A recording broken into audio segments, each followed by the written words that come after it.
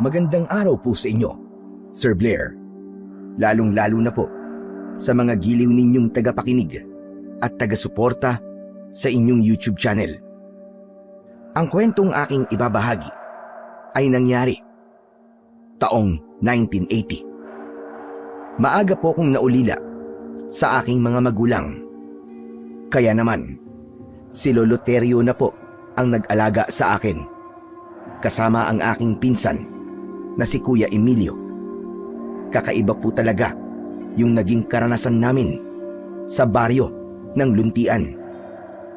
Nakakakilabot ang mga nilalang na nakasagupa namin doon ni Lolo Terio. Isa pa, marami rin po akong natuklasan na lihim tungkol sa kakaiba at lumang payong ni Lolo Terio. Madalas niyang dinadala ang payong, pero kahit kailan ay hindi ko pa yun nakitang ginamit niya. Lalo na kapag umuulan o mainit ang panahon. Bago ko nga pala simulan ang aking kwento, ay nais ko lamang pong ipaalam sa inyo na ang lugar at pangalan na aking ginamit ay sadya ko pong binago upang mapangalagaan ang mga taong naninirahan doon. Kilalanin niyo na lamang po ako sa pangalang Rigor. At ito ang aking kwento. Apo, paabot nga ako ng plies at hindi ko mabaluktot itong alambre. Teka, naibili mo ba ako ng spring sa hardware? Opo, Lolo. Iniligay ko po sa bag nyo. Mabuti naman kung ganon. Teka, ang Kuya Emilio mo ba? Dumating na ba? Hindi pa po umuwi si Kuya Emilio eh. Siguro po nasa mga kaibigan na naman niya. Ay siya nga po pala, Lolo Terio. Bakit hindi muna kayo magpahinga? Baka sumakit na naman po ang ulo nyo eh. Itigil nyo na po muna ang paggawa ng payong. Ay, nako apo. Libangan ko na rin ito. Kapag itinigil ko ito, baka naman mainip ang ating mga suki. Hindi na sila magpapagawa sa atin ng payong. Kaya naman huwag ka nang mag-alala. Ayos lang ako at hindi nasasakit ang ulo ko. Mabuti naman po kung ganun. Masyado nyo po kasing siniseryoso ang trabaho eh. Isa pa, malapit na pong dumilim ang paligid, Lo. Kaya baka mahirapan na po kayong aninawin ng mga alambre na ikakabit nyo po sa tadyang ng payong. Kahit senior na ako, malinaw pa ang mga mata ko. Pwede, kasi buong maghapon nyo na pong kinakalikot yung payong na yan eh. Hanggang ngayon, hindi pa rin po kayo tapos. Ay, wag mo na nga lang akong alalahanin, Rigor. Ang trabaho ay hindi minamadali. Kailangan dahan-dahan para mas maayos at pulido. Tsaka, sanay naman na ako sa mga ganitong gawain. Isa pa, kahit papano, ay nakakalimutan ko ang mga problema ko kapag ginagawa ko ito. Nalilibang ang isip ko at hindi ko naiisip ang tungkol sa pinsan mong si Emilio. Ay nako, hindi ko na rin po alam kung ano po nangyayari kay Kuya Emilio, Lolo. Kung hindi ko lang po siya pinsan at panganay sa akin, naku po, matagal ko na po siyang nilabanan. Yan ang wag na wag mong gagawin, Rigor. Kahit ganyan ang pinsan mo, siya pa rin ang panganay sa'yo. Kaya wag mo sanang kalimutan yon, hani. Ikaw na ang bahalang magpasensya sa kanya. Tutal, ikaw naman ang mas nakakaintindi. Ewan ko, palagi ko na lang po siyang pinagpapasensyaan, Lolo. Dahil iniisip ko po kayo eh. Pero sumusobra na po siya. Parang ako po ang nasasaktan sa mga ginagawa sa inyo eh. Pabayaan mo na lang. Pagpasensyaan mo na lang siya. Habaan mo pa ang PC mo. Tutal, tulad yan ang sinabi ko, ikaw ang mas nakakaunawa sa inyong dalawa. Hindi ba? Hay nako, ewan ko po, Lolo. Hindi ko pa rin po maipapangako sa inyo kung hanggang kailan ko po siya mapagpapasensyan. Lalo na kapag sinaktan niya kayo. Sana nga humaba pa ang pasensya mo sa kanya, Apo. Ako nang humihingi ng pasensya sa iyo sa mga inaasal niya. Mabuti na lang talaga at nandyan ka. Huwag po kayong humingi ng pasensya. Isa pa, pamilya po tayo eh. Ang ipinagtataka ko lang ay kung bakit biglang nagbago si Kuya Emilio. Pareho naman po kaming nawalan ng magulang. Siguro hanggang ngayon, hindi pa rin niya matanggap na ulila na siya sa kanyang mga magulang. Pakiramdam ko nga ay gumaganti siya. Nagre-rebelde para iparamdam sa akin na galit siya. Aba, kahit na po ba, Lolo Terio, mali pa rin po ang ginagawa niya. Wala po kayong kasalanan sa mga nangyari. Tsaka, irespeto naman niya ang nararamdaman niyo. Nawalan din kayo ng mga mahal sa buhay ah. Tama ka. Dahil doble ang sakit noon para sa akin. 2 anak ko ang nawala. Hindi po kaya masama lang ang kanyang loob dahil ako lang po ang tinuruan ninyong gumawa ng payong? Hindi yun sa ganun, Rigor. Isa pa, wala siyang hilig na gumawa ng payong. Ang gusto lang niya ay sirain ang mga gamit ko para hindi na ako magkaroon ng hanap buhay. Ganun lang yun. Teka. Ako yata ang pinag-uusapan niyo ah. Para bang tinatraidor niyo ako habang wala ako ah. Nanlamig ang buong katawan ko nang marinig ko ang malakas na boses ni Kuya Emilio mula sa aming likuran. Nang lingunin ko siya, matalim na titig ang sumalubong sa akin paningin. Oh, bakit para yatang hindi na kayo nakapagsalita ha? Kanina lang para kayong mga bubuyog ah. Bulong ng bulong. Kuya Emilio, nariyan ka na pala. Oh, kanina pa ako narito at dinig na dinig ko ang mga pinag-uusapan nyo na tungkol sa akin. Narinig ko rin ang mga sinabi na matandang yan.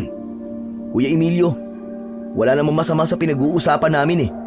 Anong walang masama? Ang pinakaayaw ko sa lahat ay yung pinag-iisipan ako ng kung ano-ano habang wala ako. Bakit ba, Kuya Emilio? Hindi ka naman namin pinag-iisipan ah. Wala ka ng respeto kay Lolo Terio ah. Respeto ba ka mo? Ang mga kagaya niya, hindi dapat nire-respeto. Kuya Emilio, sandali lang. Sumusobra ka na. Wala ka na talagang galang. Sus, nagsalita ang magalang na apo. Sip-sip, masyado kang pumapapil. Ikaw lang naman ang paborito niyang apo, di ba? Tsaka, huwag kang masyadong magmalaki. Pasalamat ka. Hindi kita pinapatulan. Wala akong paboritong apo, Emilio. Alam ko lang kung sino ang mabuting tao sa akin. Huwag ka na magpaliwanag pa, tanda. Wala nang halaga yun. Tsaka, wala akong pakialam sa opinyon mo. Wala kang karapatan na pagsalita ng ganyan si Lolo Terio. Dahil wala kang ambag sa buhay niya. Para kang walang utang na loob ah. Rigor po, tama na. Pabayaan mo na lang siya sa gusto niyang isipin. Hindi, Lolo eh. Sumusobra na yan eh. Hindi niyo dapat na hinahayaan na ganyan ang trato niya sa inyo. Wala naman po siya dapat ipagbalaki sa inyo eh. Palamunin niyo lang din naman siya, di ba? Anong sabi mo? Bakit ba nakikialam ka ha? Ano bang gusto mong mangyari? Tumigil na kayo! Tama na! Tama na, Emilio! Wala ka pala eh. Puro ka lang pala satsat eh. Tama na sabi! Rigor, halika na. Tulungan mo na lang ako sa ginagawa ko nang matapos na ito. Huwag mo nang sayangin pa ang oras mo dyan.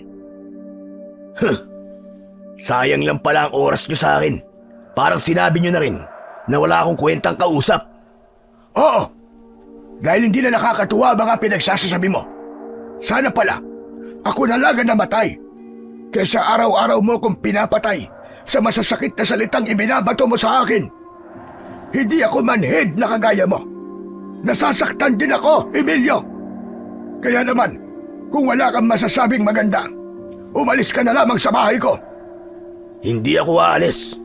Tsaka wala akong pakialam kung nasasaktan ka, tanda. Sana talaga. Tama ka. Ikaw na lang ang namatay. Ikaw ang dapat na mamatay, Kuya Emilio. Dahil wala kang silbi. Inutil, masama. At wala kang kwentang tao. Lintik na. Gusto ba talaga masaktan ha? Sige, saktan mo ako. Subukan mo lamang na ilapat ang mga kamao mo sa mukha ko. At hindi kita aatrasan. Lalabanan kita. Sa pagkakataong yon, ay pumagitna na sa amin si Lolo Terio. Itinulak niya kami palayo sa isa't isa habang pareho nang nakataas ang aming mga kamay at nakahaya ng suntok. Hindi na ba kayo nahiya? Talaga bang ganyan na kayo katatapang? At kahit nasa harapan ko kayo, ay magsusuntukan kayo at magpapatayan? Sa tingin niyo ba, Matutuwa ang mga magulang nyo sa ginagawa nyong dalawa. Pasensya na po kayo, Lolo. Hindi ko po napigilan ang sarili ko. Pasensya. Si Raulo, sip-sip ka lang kamo. Emilio, tama na. Wala ka nang ginawan tama. Bakit? Tama ba na may pinapanigan kayo, ha? Kailan ba naging maganda ang ugali ko sa paningin nyo, ha, tanda? Tsaka, nasusuka ako kapag nakikita ko ang pagmumukha mo. Pareho lamang tayo ng nararamdaman, Emilio. Nakikita ko pa lang ang anino mo. Kumukulo ng dugo ko. Kung sa bagay, manhid ka naman, di ba? Isa pa, tanggap ko naman na masama ang tingin mo sa akin. Para naman makabayad ako sa naging kasalanan ko sa mga anak ko. Ikaw, ano bang ginawa mo para sa kanila? Di ba? Wala. Kasi nga, pareho lamang tayong inutil. Walang kwenta. Lolo naman, huwag po kayong magsalita ng ganyan. Wala po kayong kasalanan. Pinatay sila ng aswang. At hindi niyo po yung kagustuhan. Gusto niya yun. Baka nga siya pa ang pumatay sa mga magulang ko eh. Kaya halos ayaw ko nang umuwi dito eh. Dahil sa tuwing nakikita kong pagmumukha ng matandang yan, naaalibadbaran ako. Ganun naman pala eh. Eh di lumayas ka na. Hindi ka rin namin kailangan dito. Kung walang kwenta si Lolo sa paningin mo, aba, di hamak naman na mas wala kang kwentang tao sa paningin ko. Aba, tumatapang ka na yatang tarantado ka. Ano ba gusto mo? Eh ikaw eh. Kung anong gusto mo, ibibigay ko sa'yo. Rigor, Emilio! Tama na! Tama na! Ayoko po sanang makipagtalo sa kanya, Lolo Terio eh. Pero sumusobra na po siya eh. Hindi na tama ang ginagawa niya sa inyong pambabastos. Tumigil ka, Rigor! Nasasabi mo lang yan dahil wala kang alam. Pues, sabihin mo para alam ko. Hindi yung bigla kang darating dito na para kang kupal. Pagkatapos pagtataasan mo ng boses si Lolo Terio, sino ka para gawin yun sa kanya, ha? Sa oras na malaman mo kung anong totoong dahilan kung bakit ako nagkakaganito, ewan ko na lang sa'yo kung kampihan mo pa ang matandang yan. Kaya kung ako sa'yo, Rigor, panindigan mo na lang ang pagiging uliran at mabuti mong apo para sa kanya. At huwag ka na lamang makialam. Makikialam ako, Emilio, dahil sumusobra ka na. Pabayaan mo na lang siya, Rigor. Tama na. Lolo, pasensya na po pero... Rigor, huwag mo kong alalahanin, apo. Sanay na ako. Wala nang epekto sa akin ang masasakit na salitang binibitiwan ng pinsan mo. Basta ang alam ko, hindi ko kayo pababayaan sa pagkain. Hindi ko kayo ginutom. At ginawa ko ang lahat para mahalin kayo, para alagaan kayo. Pero kung sa tingin ninyo ay kasalanan ko ang pagkamatay ng sarili kong mga anak, sige, sisihin nyo lang ako. Malugod kung tatanggapin yon. Lolo, ako po, hindi po kita sinisisi. Sus, tigilan nyo na nga mga kadramahan yung dalawa, pwede ba? Ewan ko lang kung magdrama pa kayo sa gagawin ko. Teka, ito bang mga payong na to? Ito ba ang pinagmamalaki nyo na mas malaga pa kaysa sa buhay ng mga magulang ko?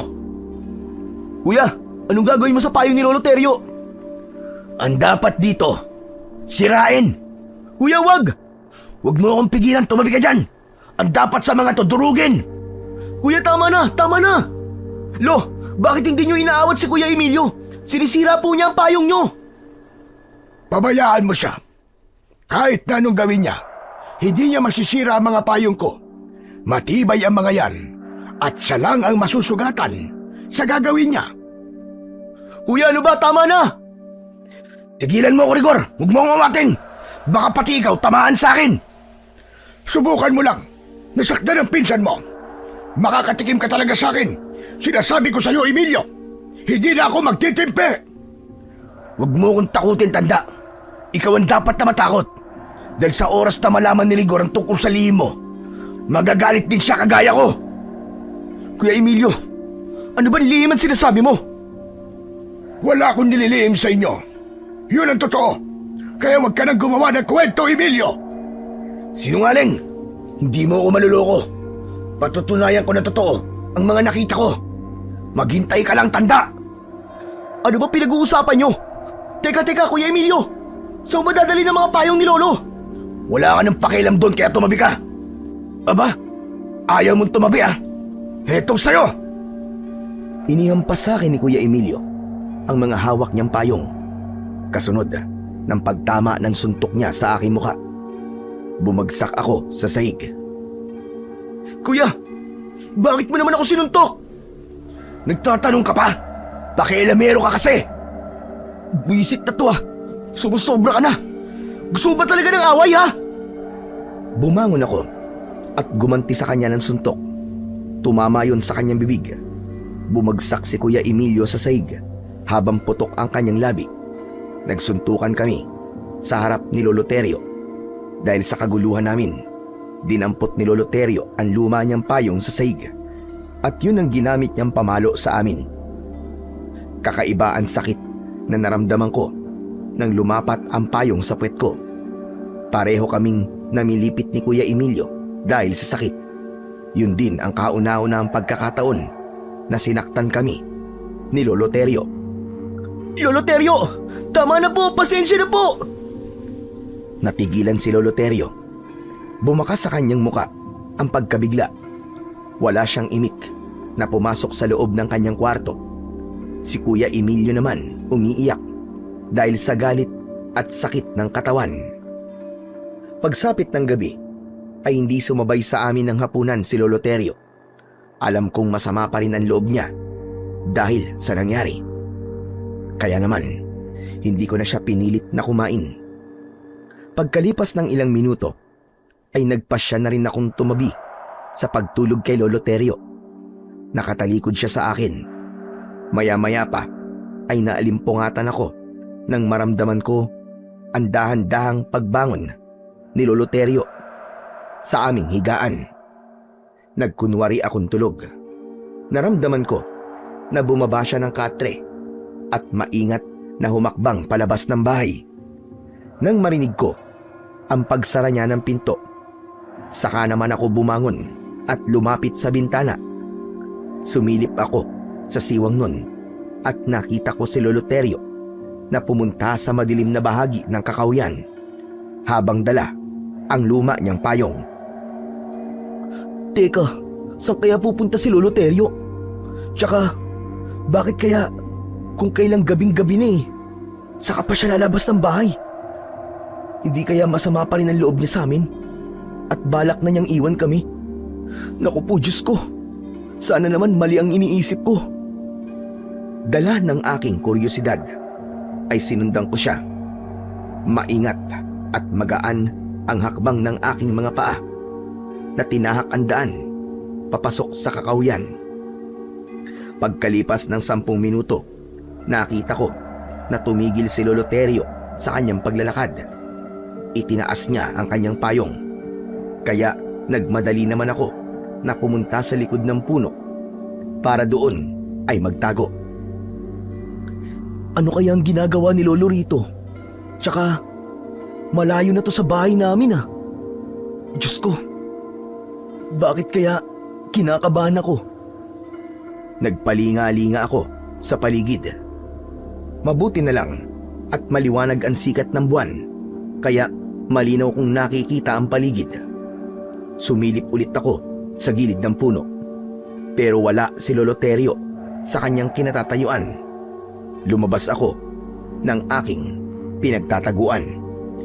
Hala, nasaan na kaya si Lolo Terio? Nasaan kaya siya nagpunta? Bigla siyang nawala Pambihira naman. Paano pa ako makakabalik nito sa bahay? Anak ng putya, oo. Nasaan na ba ako? Dapat pala, hindi ko na lang sinundan si Lolo Terio Dahil sa pag-aalala ko, ay hinanap ko si Lolo Terio sa bawat sulok ng kakahuyan. Naglakad ako papunta sa lugar kung saan siya nawala. Ngunit pagsapit ko sa tapat ng malaking puno, natigilan ako. Nakita ko ang isang nilalang na may mabalahibong balat. Abala ito sa paglantak sa katawan ng isang babae. Dilat ang mga mata ng biktima na nakatingin pa sa akin. Subalit wala na itong buhay. Nagsipagtaasan ang mga balahibo ko sa katawan dahil sa labis na takot at dahan-dahan akong napaatras ng hakbang papalayo sa kinaroroonan ng halimaw habang pigil ko ang aking hininga. Diyos ko, anong klaseng nilalang yun?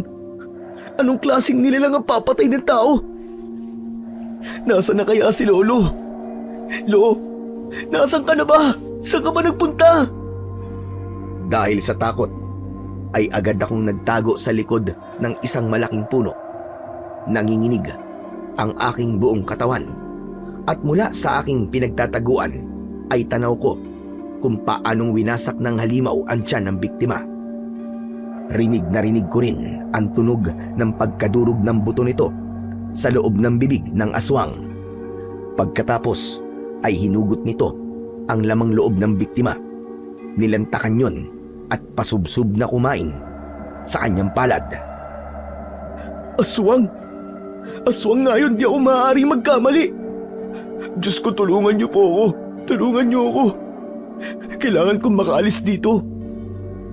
Teka, hindi kaya siya si Lolo Terio? Siya lang naman ang nakita kong pumasok sa kakahuyang ito ah. Hindi kaya ito na ang tinutukoy ni Kuya Emilio kanina na lihim ni Lolo?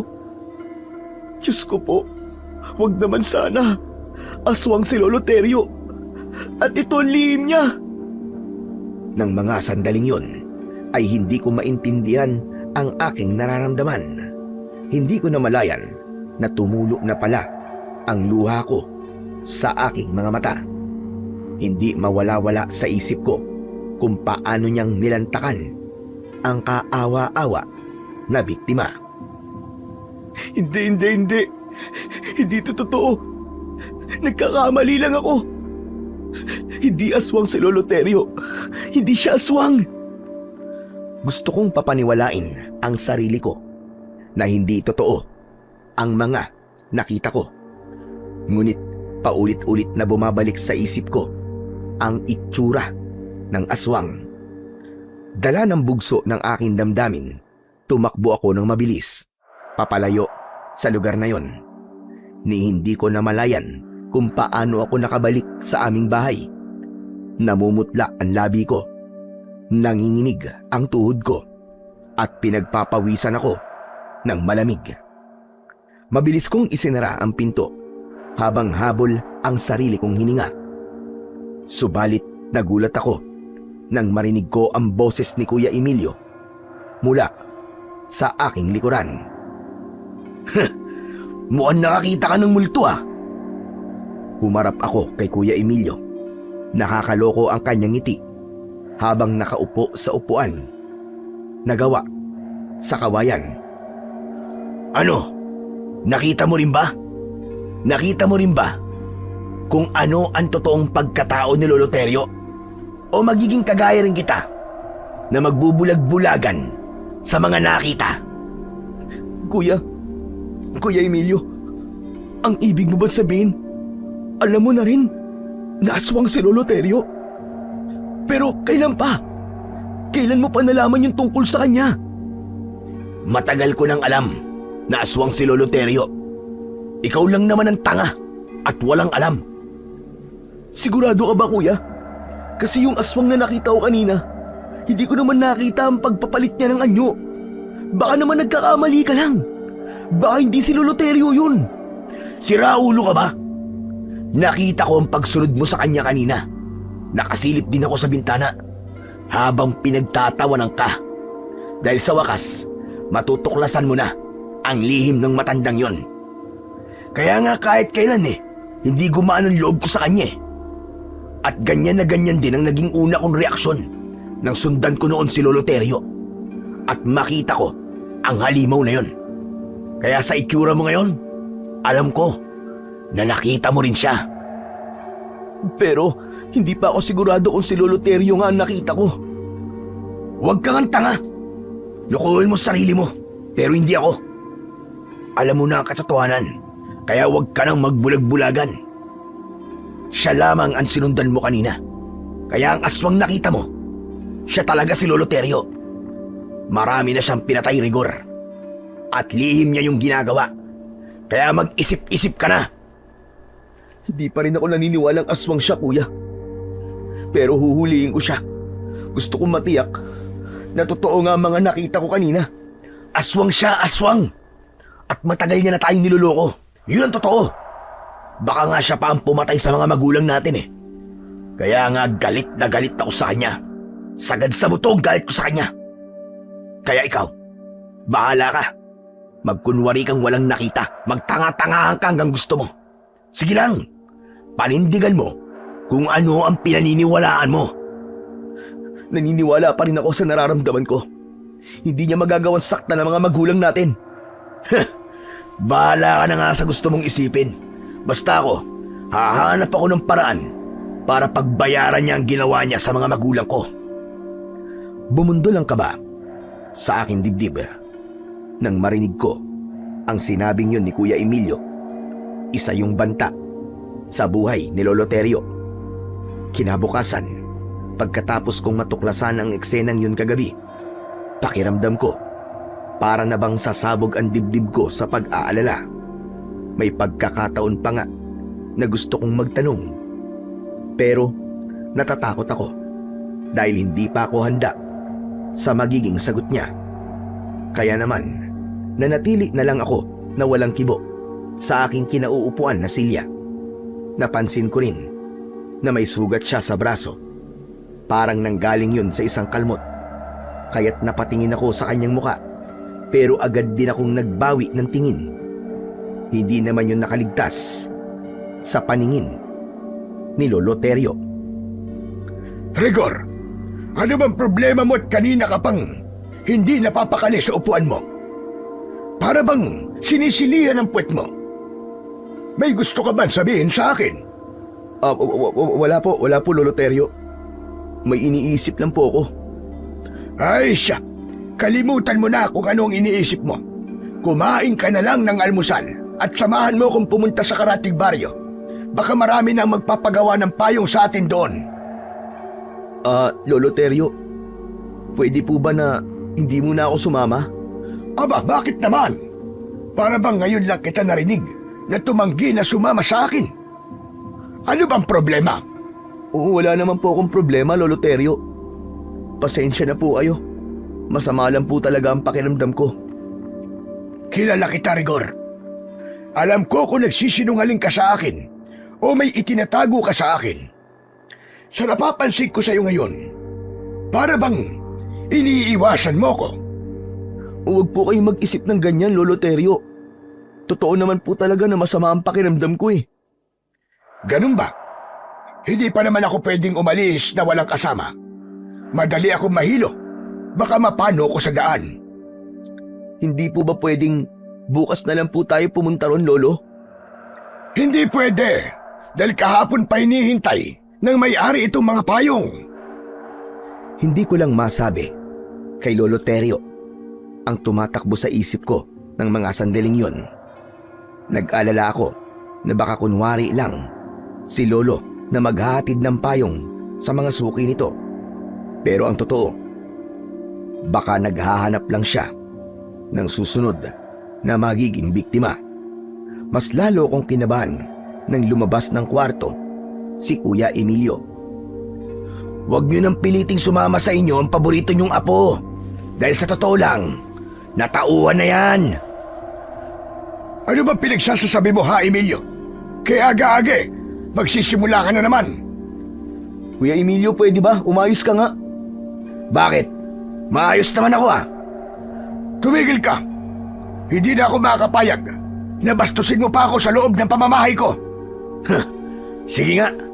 Ano bang klaseng pamamahay ito? Para igalang kayo. Isa pa, alam na namin ni Rigor. Ano ang alam nyo ha, Emilio? May itinatago ba kayo sa akin ni Rigor? Lolo, wala po. Kalimutan niyo na po ang sinabi ni Kuya Emilio. Alam niyo naman po yan eh, kung ano-ano po lumalabas sa bibig niyan. Bakit hindi mo sabihin sa kanya, Rigor? Kuya, ano ba? Tumigil ka na nga. Tama na yan. Pagod na ako makipagtalo sa iyo, Emilio. Umalis ka na sa pamamahay ko. Hindi kita kailangan dito. Lolo, huminahon po muna kayo. Huwag niyo pong palayasin si Kuya Emilio. Nabibigla lamang po kayo. Sus, kunwari ka pa. Baka nga mas masaya ka pa eh. Tsaka wala akong pakialam. kung palayasin ako ng matandang yan sa pamamahay niya, no? Mabuti naman, dahil hindi ko pagtitiisan ang ugali mo. Wala kang utang na loob, hayop ka. Huwag ka nang magpapakita sa akin. Talaga, sinong tinakot mo, tanda? Pagkasabi ni Kuya Emilio nun, ay lumabas na kagad siya ng bahay. Si Lolo Terio naman ay tuluyan nang naubos ang pasensya. Agad siyang umalis sa harap ng lamesa at pumasok sa loob ng kanyang silid. Sumunod ako kay Lolo Terio para kausapin siya. Lolo Terio, huwag niyo na lamang pong pansinin ang mga sinabi ni Kuya Emilio. Alam ko po na nabigla lamang po kayo sa pagpapalaya sa kanya. Tama ka, Rigor. Hindi ko gustong ginawa kong yun. Pero nasasaktan na talaga ako sa pagtrato niya sa akin. Pakiramdam ko ay inutil ako. Huwag niyo pong sabihin yan, Lolo. Ganito, ang mabuti pa po umalis na po tayo. Sasamahan ko na lang po kayo sa pagpunta sa kabilang baryo. Akala ko ba masama ang pakiramdam mo? Opo, pero mas kailangan niyo po na malibang para hindi po kayo mag-isip. Kaya tara na po, Lo, umalis na po tayo. Hindi ko alam kung bakit bigla kong naisip na sumama kay Lolo Terio. Dahil siguro sa nakita kong lungkot sa kanyang anyo. Hindi nagtagal ay pumayag din si Lolo Terio na umalis kami. Nagsimula kaming maglakad, dala ang mga payong. Pagkalipas ng kalahating oras na paglalakad, ay tumambad sa aming paningin ang itsura ng baryo. Napansin ko agad na marami ang buntis na babae sa lugar na yon.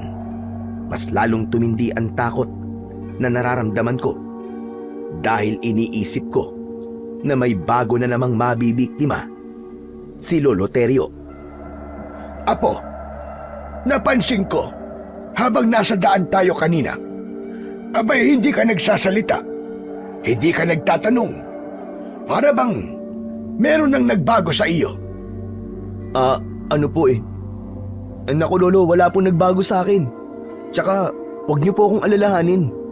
Masama lang po talaga ang pakiramdam ko kaya po ako ganito. Iniisip ko rin po mga sinabi ni Kuya Emilio kanina. Huwag kang mag-alala. Sanay na ako sa ugali niya tulad nga ng sinabi ko sa'yo dati.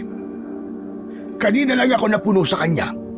Tsaka, kahit na noon sabihin niya sa'yo, huwag mo siyang paniniwalaan. Wala naman siyang sapat na batayan. Lo, meron po ba kayong itinatago sa akin? Wala naman akong itinatago sa'yo, Apo. Sige na, bilisan mo na ang paglalakad at baka abutin pa tayo ng dilim sa daan. Lo, ano po bang gagawin natin dito? Maliban po sa paghatid ng payong ng mga nagpaayos po sa inyo. Maghahanap tayo ng bagong magpapagawa sa atin ng payong. Tsaka, hindi ko pa naman nalilibot ng buo ang baryong ito. Pansin ko po kasi na halos lahat po ng mga babaeng nakatira sa lugar na to buntis. Dahil ang baryong ito ay sentro ng mga pagkain ng aswang. Bigla akong kinabahan sa sinabing yun ni Lolo Terio. Pero bigla siyang tumawa. Teka, bakit naman bigla ka namutla? Binibiro lang naman kita. Hala, sige na. Lumapit tayo sa umpukan nila at baka gusto rin nilang magpagawa ng payong sa atin. Malay mo, hindi ba? Kahit sinabi ni Lolo Terio na biro lang yun, pakiramdam ko totoo yun.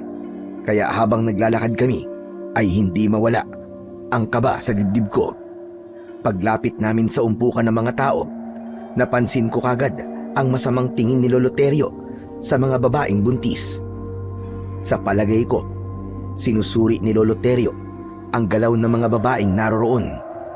Maya-maya pa ay may biglang lumapit sa amin. Isang babae rin na buntis. Nakatingin siya sa payong na dala ni Lolo Terio. Nakangiti ito at nagtanong kung magkano raw ang payong ni Lolo Terio. 80 na lang para sa'yo. Matibay ito at gawa sa purong aluminum. Humingi ng isang payong ang babae. Pero masama ang tingin nito sa hawak na lumang payong ni Lolo Terio. Kaya naman lumapit ako sa kanila. Kailangan kong bantayan ang kilos ni Lolo Terio.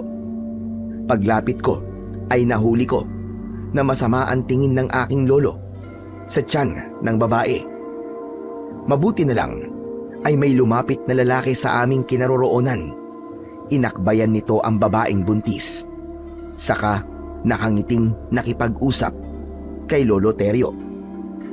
Mabuti naman po at inihatid yun na po ang payong ko, Tatay Terio. Aba, siyempre. Pasensya ka na kung natagalan. Heto nga, at bumili pa ng isang payong ang asawa mo. Teka, sandali lang. Ito na pala ang payong na ipinagawa mo sa akin. Magugustuhan mo yan. Mukhang bago na ulit.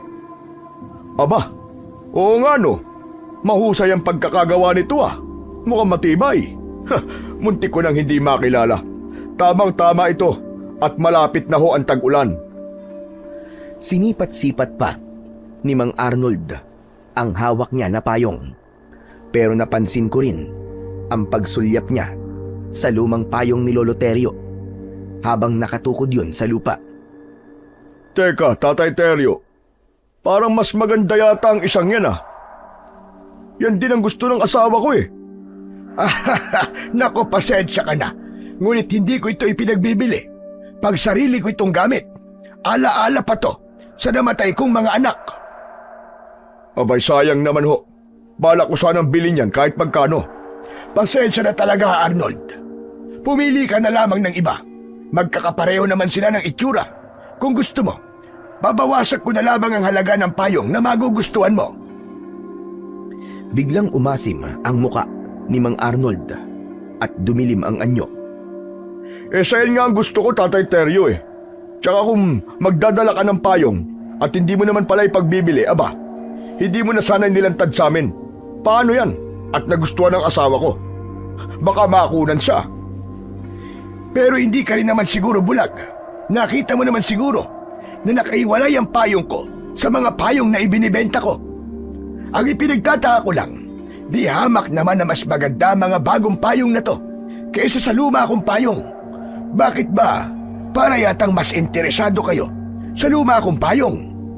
Hindi na mahalaga kung bago o luma ang payong. Ang mahalaga, nagagamit pa at gusto ng asawa ko. Pasensya ka na talaga. Hindi ko naman alam na magugustuhan mo itong payong ko. Pero kagaya ng sinabi ko, hindi ko talaga ito ipinagbibili. Nako, wag na kayong maniniwala sa matandang yan. Ang luma niyang payong ang ginagamit niya para maghanap ng mabibiktima. Kung ako sa inyo, mag-ingat kayo sa matandang yan. Aswang yan eh. Ilayo niyo po ang asawa niyo kay Lolo Terio. Baka mawalan kayo ng anak. Pareho kaming hindi nakapagsalita ni Lolo Terio sa biglang pagsulpot na yon ni Kuya Emilio. Hindi namin namalayan na sumunod pala siya sa amin. Bumakas ang galit sa muka ng aking lolo. Tumigil ka, Emilio! Hanggang dito ba naman? Dinadala mo pa rin ang kabastusan mo! Bakit, Tatay Terio? Sino ba siya? Apo ko yan. Bastos po ano? Parang walang pinag-aralan ah. Sinong bastos sa sinasabi mo? Bastos ba yung nagmamalasakit lang ako sa asawa mo? Pwes, pakialaman mo ang buhay mo. Hindi ka namin kadugo, kaya wala kang karapatan sa amin. Kung umasta ka, para kang kupal ah. Unahin mo muna sarili mo, bago ang ibang tao. Oo nga naman, Kuya Emilio, umuwi ka na lang. Huwag ka na magkalat dito. Nakakahiya sa mga tao. Sus, kunwari ka pa. Hindi mo ba alam na kapag nanahimik ka, mas lalo lamang silang mapapahamak? Aswang yan eh. Hindi ako aswang. Nagkakamali ka sa sinasabi mo. Sinungaling. Anong ginagawa mo rito? Hindi lang pala bastos ang apo mo, Tatay Terio eh. Bulag din. Hindi niya nakikita na naghahanap buhay kayo rito. Pambihira. Ngayon lang yata ako nakakita ng ganyang klaseng tao ah. At apo mo pa. Hindi niya ako apo. Simula nang pinalayas niya ako sa bahay, pinutol ko na rin ang ugnayan namin. Abay dapat lang. Kahit ako, ang nasa kalagayan ni Tatay Terio, palalayasin din kita. Kasi wala kang alam. Teka, ano ba ang karapatan mo makialam sa akin ha? Kayo na nga ang pinag-iingat ko. Ako pa ang lumalabas na masama ngayon. Hindi ko kasi nagustuhan ang tabas ng dila mo habang kausap mo si Tatay Teryo. Bakit? Ikaw ba ang nagpapakain kay Tatay Teryo, ha? Pero alam mo, sa tingin ko, ikaw ang palaman niya eh. Nakakahiya ka. At saka, sanay na kami sa mga aswang na umaatake sa amin tuwing gabi. Pero alam mo ba, hindi lang mga buntis ang binibiktima ng aswang. Pati ang tao may masamang pag-uugali at walang galang sa matanda. Yun ang una niyang pinapatay. Lalong-lalo ka na. Masarap sa kanila ang dugo mo. Abat, tinatakot mo ba ako, ha? Hindi kita tinatakot. Sinasabi ko lang sa'yo ang totoo. Kaya naman, ikaw ang mag-iingat, bata. Lapitin ng aswang ang mga kagaya mo. Abat, lintik na to, ha? Sinusubukan mo ba akong takutin, ha? Ngumisi si Mang Arnold kay Kuya Emilio. Bumakas sa anyo niya ang takot. Kaya naman, napansin ko na marami na palang tao sa paligid namin. Lahat sila nakatingin kay Kuya Emilio. Maya-maya pa ay lumapit sa amin ang isang matandang babae. Ano kaguluhan ito, ha? Sino ba kaaway mo, Arnold? Ah, wala po akong kaaway. Pinagsasabihan ko lang po ang binatang yan. Emilio ang pangalan niya. Siyang nanggugulo rito. Abay, ganun ba? Hoy, ikaw! Anong agenda mo? At ginugulo mo mga tao rito, ha? Baka naman kulang ka sa leksyon. Magsabi ka lang. Sus, may agenda ka pang nalalaman. Agendahin mo ang pagmumukha mo. Mukha ka rin namang aswang eh. Dahil sa sinabing yon ni Kuya Emilio, lahat ng mga taong naroroon ay biglang nagalit at pinagmumura ang pinsan ko. Hindi nila nagustuhan ang sinabi nito. Kaya naman, pumagit na ako para pigilan sila. Kuya Emilio, pwede ba? Umayos ka. Hindi na magandang lumalabas niya sa bibig mo, ah. Baka nakakalimutan mo. Nasa teritoryo nila tayo. Pasensya ka na, Maruha. Pasensya ka na sa inasal ng aking apo. Huwag mo na lamang pansinin ang kanyang sinabi. Bakit hindi ko papansinin na sinabi niya, ha? Pinaratakan niya ako na isang aswang. Hoy, tanda! Sinabi ko yon dahil sa itsura mo. Paratang ka dyan. Magtali ka kasi ng buhok mo nang hindi ka mapagkamalan na aswang. Ba't sumusobra ka na yata? Baka nakakalimutan mo na nasa teritoryo kita. Baka mawala ang katarantaduhan mo kapag pinaikot ko ng suntok ang ulo mo. Sus, dami mong satsat. Bakit hindi mo gawin? Ano ka mo? Ikaw ha? Kilalanin mo muna kung sinong binabangga mo. Baka samain ka. Matuto kang rumispeto sa mga taong mas nakatatanda sa'yo. Ewan. Wala akong panahon para dyan. Habang nagkakainitan sila, ay napatingin ako sa gawi ni Lolo Teryo na kanina pang walang imik. Kitang-kita ko ang panginginig sa kamay ng matanda habang hawak niya ang lumang payong. Alam kong nagtitimpi siya ng galit, kaya lumapit ako kay Lolo Teryo. Lo, umuwi na lang po tayo. Nakakahiya na po sa mga taga rito. Nakakahiya po si Kuya Emilio. Lintik na yan. Ako pa ngayon nakakahiya. Umayos ka, Rigor. Masyado ka naman yatang nagmamalinis. Tumigil ka na. Di ka na nakakatuwa. Buwisit. Kayong di nakakatuwa. Magsama-sama kayo. Mga lintik kayo. Dapat pala dyan, Tatay Teryo, bigyan ng leksyon eh. Ay nako, Arnold. Kaya sabi ko sa'yo, bantayan mo mabuti ang magiging anak mo. Ayoko magkaroon ng ganyang apo. Nagpapakahirap ang lolo niya para buhayin siya. Tapos siya pang igaganti niya. Sana, tamaan ng kidlat ang damuhong yon. Hoy, matandang hukluban. Narinig kita. Tumigil ka sa pinagsasabi mo. Baka ikaw ang tamaan ng kidlat. Ikaw ang tumigil. Bakit? Kilala mo ba ako, ha? Ikaw, hindi kita kilala. Pero sa ugaling nakikita ko sa'yo, masasabi kong wala kang kwentang tao. Ano ka mo? Ano sabi mo, tanda? Wala akong kwenta. Bakit? Kilala mo rin ba ako? Tama na. Tama na, Emilio. Wala ka ng galang. Wala ka ng pinagkatagdaan. Nakakahiya ka na! Dala ng labis na galit ni Lolo Terio. Sinuntok niya si Kuya Emilio. Bumagsak ito sa lupa at pumutok ang kanyang labi. Huh, tama lang yan. Kapag bastos, dapat dyan patikimin ang suntok, pasabugin ang bunganga. Kulang pa nga yan eh. Dapat dyan, sunugin ang bibig. Mabilis na bumangon si Kuya Emilio. Saka dinuro si Mang Arnold. Alam mo, sa totoo lang, wala sana akong balak na sumunod dito eh.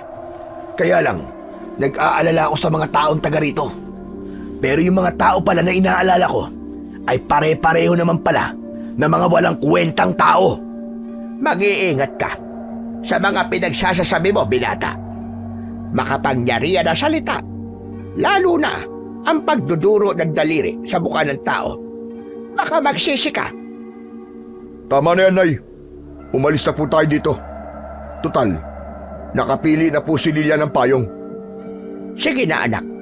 Mauna na kayo. Muling binalingan ni Lola Marua si Kuya Emilio. Ito ang tatandaan mo, binata. Sa oras na bumalik ka rito, hindi ko na maipapangako na walang mangyayaring masama sa iyo. May marka na ang mukha mo sa lugar na ito. Huwag mo akong tinatakot, tanda. Hindi ako natatakot sa'yo. Hindi nga tumataas ang balahibo ko sa'yo eh. Pwes, subukan mo. Tignan ko lang kung manatili pa ang tapang mo. Lola Marua, Huwag kang sumali sa usapan. Bantayan mo na lamang ang lalaki niyan. nahuli ko ang nakakakilabot na pagngisi ni Lola Marua bago ito tuluyang umalis kasama ang mga tao na nakapalibot sa amin. Si Lolo Terio naman ay naunang naglakad na at iniwan kaming dalawa ni Kuya Emilio. Sinamaan ko siya ng tingin bago ako sumunod kay Lolo Terio. Wala kaming imikan sa daan. Pagkalipas ng kalahating oras na paglalakad, narating namin ang bahay. Pagpasok namin sa loob, ay agad akong umupo sa bangko. Si Lolo Terio naman ay tumayo sa gitna ng sala. Maya-maya pa ay pumasok si Kuya Emilio. Sa pintuan pa lang, agad siyang pinagtaasan ng boses ni Lolo Terio. Wala ka talaga kwentang tao. Wala kang pinipiling lugar. Ipinahiya mo ko sa harap ng maraming tao. Aba, marunong din pala kayong mahiya, no? Pambihira naman, oh. Kayo nga hindi nahihiya sa amin, eh. Anong sabi mo? Alam ko, pinatay niyo ang mga magulang namin. Kaya namatay sila, hindi ba? Diyos ko, paano mo nasasabi ang ganyang bagay? Kaya ba nagkakaganyan ka? Dahil iniisip mo na pinatay ko ang mga magulang mo, ganun ba? Oo, at alam ko na itatanggi niyo yun. Talaga pala na napakawalang hiya mo, Emilio. Bakit ko naman papatayin ang mga anak ko? Hindi mo ba alam kung gaano kasakit sa isang magulang ang mawalan ng mga anak? Pagkatapos, sasabihin mong pinatay ko sila. Bakit? May patunay ka ba? Oo, meron akong patunay. Alam ko na isa kang aswang. Kung anong klaseng nilalang ka. Para sa akin, masaol ka pa sa demonyo. Kaya dapat sa'yo mamatay! Agad na sumugod si Kuya Emilio kay Lolo Terio. Nanlaki ang aking mga mata nang suntukin ni Kuya Emilio si Lolo. Subalit nakaiwas ito at gumanti ng hampas ng payong sa dalawang tuhod ng aking pinsan hanggang sa napaluhod siya sa sahig. Hindi ko na kaya ang mga lumalabas na masasakit na salita niya sa bibig mo. Hindi kita pinalaki para bastusin mo lang ako. Kaya lang, kung matigas na ang buto mo, sige, tumayo ka, lumaban ka, nang makita mo ang hinahanap mo. Talagang tatayo ako. Lalabanan kita.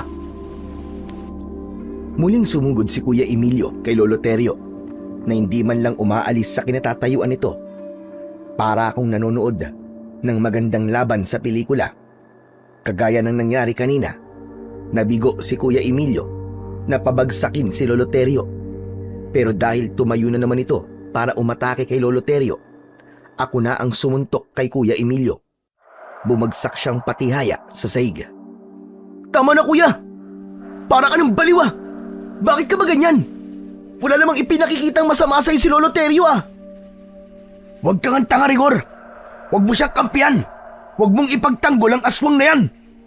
Tama na yan, Rigor. Sarado na ang isip niyan. Paniwalaan niyo kung ano ang gusto niyong paniwalaan. Kung hindi niyo ako kayang pakisamahan, bukas ang pinto. Malaya kayong umalis. Simula ngayon, kalimutan niyo na may lolo kayo. Hindi agad ako nakapagsalita. Nang makita ko na pumasok sa loob ng kanyang silid si Lolo Terio, dinig ko rin ang pagsarado ng pintuan. Kasunod ang paglagabog ng katre niya na sa tingin ko, nagwala si Lolo Terio. Napatingin ako sa gawi ni Kuya Emilio. Tumayo siya habang nakatingin sa akin. O ano? Masaya ka na ba ha? Masaya ka na ba? Oo, dahil hindi ako bulag at tanga. Nakagaya mo. Tila ba napansin ko sa muka ni Kuya Emilio ang biglang pagsisisi sa mga nasabi niya dahil tumingin siya sa nakasaradong pintuan ng silid ni Lolo Terio. Maya-maya pa ay pumasok na rin si Kuya Emilio sa loob ng kanyang silid at pabarag niyang isinarado ang pinto. Pagsapit ng gabi ay nagluto ako ng hapunan. Balak ko sanang dalhan ng pagkain si Lolo Terio. Subalit bigla akong natigilan. Kitang-kita ko ang ginagawa niya sa loob ng kwarto. Nasisilip ko yun sa siwang ng pinto. Nakaluhod siya sa sahig, paharap sa payong na nakapatong sa katre. Binubulungan niya yun habang nakapikit. Gabayan niyo ang bawat kilos ko, ang bawat galaw ko, upang matupad ko ang nais ng sandatang ito. Mula sa hangin ay bigyan mo ko ng karagdagang lakas upang lumaban. Nalalapit na ang pag-aasik nila ng lagim. Tulungan mo kong lumaban. Bigyan mo ko ng lakas upang magapi ang kasamaan. Nanigas ang aking mga tuhod sa narinig ko. Ni ayaw gumana ng utak ko ng mga sandaling yon. Nanatili akong nakatayo at nakatingin kay Lolo Terio. Bumundol ang kaba sa aking dibdib. Lalo na at narinig ko na kinakausap niya ang lumang payong na para bang meron siyang nakikita na hindi nakikita ng aking mga mata. Diyos ko! Ano kaya ang ginagawa ni Lolo Terio sa payong? Natatandaan ko na kahit kailan, hindi niya yung binuksan. Palagi niyang dala ang payong na yun. Pero hindi naman niya ginagamit. Sa pagkakataong yun, mas lalong nagulo ang isip ko. Pakiramdam ko, may iba pang lihim na itinatago sa amin si Lolo Terio. Kaya pinanood ko ng matagal ang ginagawa niya. Pakiramdam ko ng mga oras na yon, hindi na ako humihinga dahil sa takot. Ilang saglit pa ang lumipas. Nakita ko na pinilit ni Lolo Terio na hawakan ang payong. At nanlaki ang aking mga mata nang makita ko na hawakan din pala yun ng isang uri ng patalim. Para bang ice pick. Kumislap yun sa liwanag na nanggagaling sa ilaw ng gasera. Kasunod ng pagbukas niya ng payong, pinaikot niya yun sa ere at nakita ko nakakaiba ang itsura nun. Para bang isang uri ng kalasag na kayang tapatan ang matalas na bagay na tatama sa payong. Dahil sa pag-aalala, mabilis akong umalis sa tapat ng pinto at bumalik na sa kusina. Inilapag ko ang pagkain sa ibabaw ng lamesa. Saka nag-isip. Para saan kaya ang payong at talim na yun? Ang mabuti pa kaya tanungin ko si Lolo Terio. Siguro naman hindi masamang magtanong. Nang bumalik ako sa tapat ng pintuan ng silid ni Lolo Terio, Napansin ko na may hawak siyang isang bote. Para saan kaya ang boteng yun? Bakit kaya binuhusan niya ng langis ang dulo ng payong? Kailangan ko nang malaman kung ano ang totoo. Akma na sanang papasok ako sa loob ng silid ng aking lolo nang bigla akong nakarinig ng ingay sa kabilang kwarto. Kwarto yun ni Kuya Emilio. Kaya wala na akong inaksayang oras. Agad akong nagtungo at pumasok sa silid niya. Subalit nanlaki ang mga mata ko nang tumambad sa aking paningin ang nagkikikisay na katawan ni Kuya Emilio habang bumubula ang kanyang bibig. Nakatirik ang kanyang mga mata. Naninigas ang kanyang braso at binti habang nakahiga sa sahig. Mabilis ko siyang nilapitan at binuhat ang kanyang ulo para hindi tumama yon sa sahig. Kuya Emilio, gumising ka! Kuya Emilio, ano ba nangyayari sa'yo? Hindi ako nakatanggap ng tugon mula kay Kuya Emilio. Kaya naman ay sumigaw na ako. Lolo! Lolo Terio, tulungan niyo po ako! Si Kuya Emilio! Lolo! Si Kuya Emilio po, may nangyayari sa kanya! Mabigat na yabag ng paa ang narinig ko na papalapit sa aming kinaroroonan. Pumasok si Lolo Terio at agad niyang nakita ang nakahandusay na si Kuya Emilio. Bakit? Ano nangyari? Lo, nakita ko po siya rito. Nakahiga po sa sahig. Hindi ko po alam kung ano nangyayari sa kanya eh. Ano pong gagawin natin? Huminahon ka muna, Rigor. Kailangan natin makapag-isip na maayos. Sa tingin ko, pinaglalaruan siya ng orasyon ng aswang. Ano po? Orasyon ng aswang? Saglit akong nag-isip, pero bigla kong naalala ang mga nakita ko kanina. Bumundol ang kaba sa aking dibdib. Tumayo ako at lumapit kay Lolo Terio. Lolo, magsabi nga po kayo na totoo sa akin. Kayo po bang may gawa nito sa kanya? Kayo po bang nanakit kay Kuya Emilio? Pambihira. Talaga bang iniisip mo na kaya kong saktan si Emilio, ha, Rigor? Wala akong ginagawa sa kanya. Wala akong kinalaman dyan.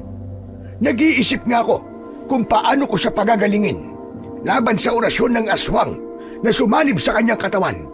Pagkatapos pag-iisipan mo ako na masama. Huwag na po kayo magkunwari, Lo. Alam na po namin ni Kuya Emilio kung ano po ang totoo. Magsabi na po kayo na totoo sa akin.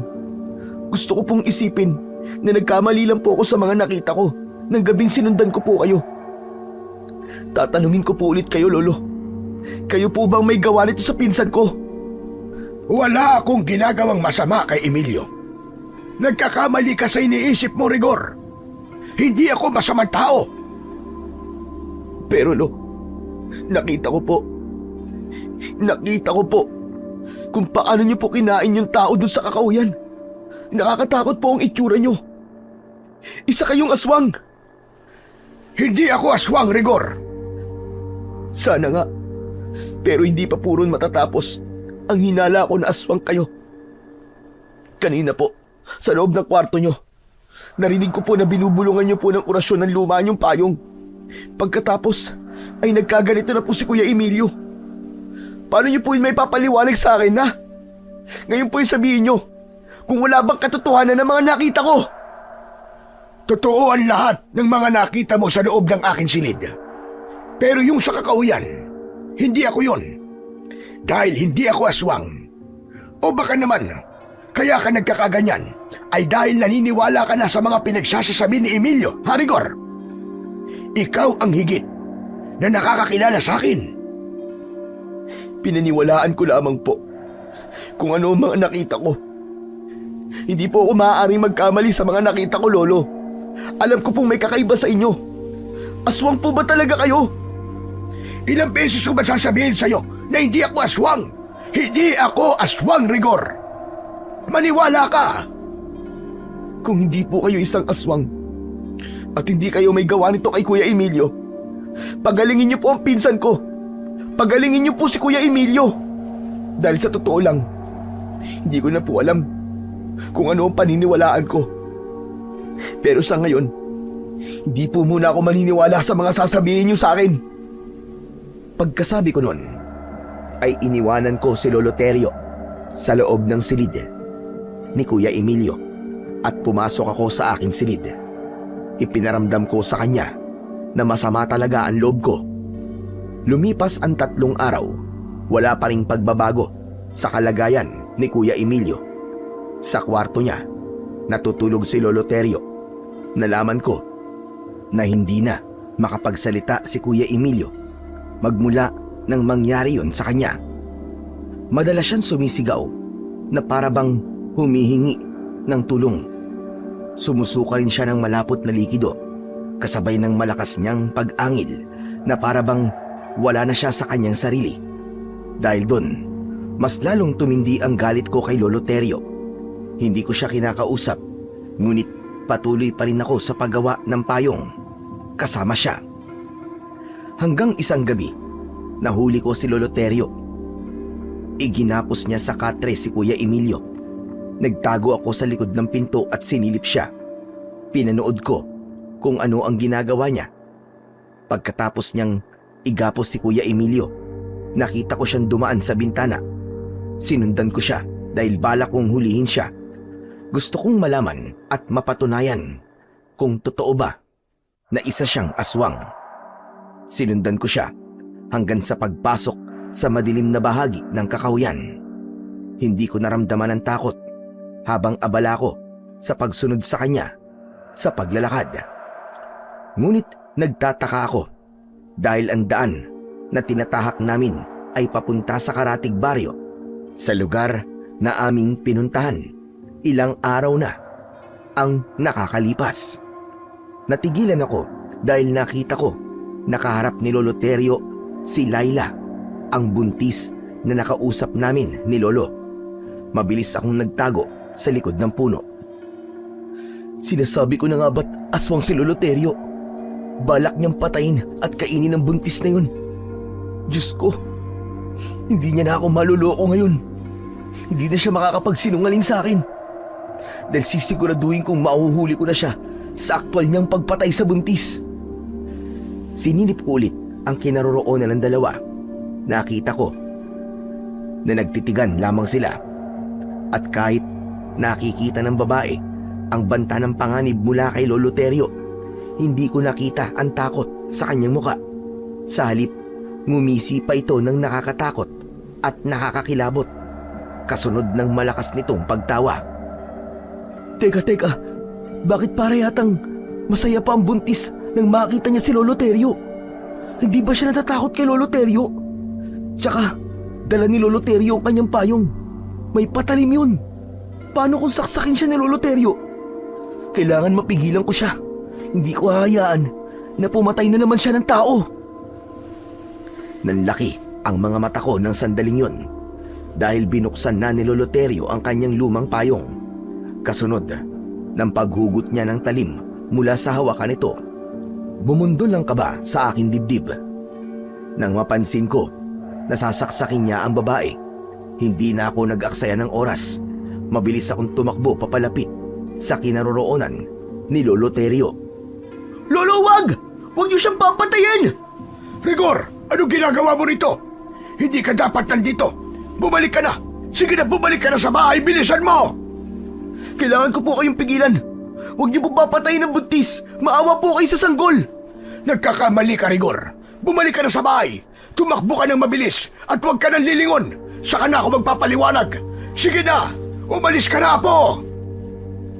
Nagkamali ako sa aking hinala. Nasasaksakin niya ang buntis. Dahil saktong paglapit ko kay Lolo Terio, ay nakita ko rin ang pagbabagong anyo ng babaeng buntis.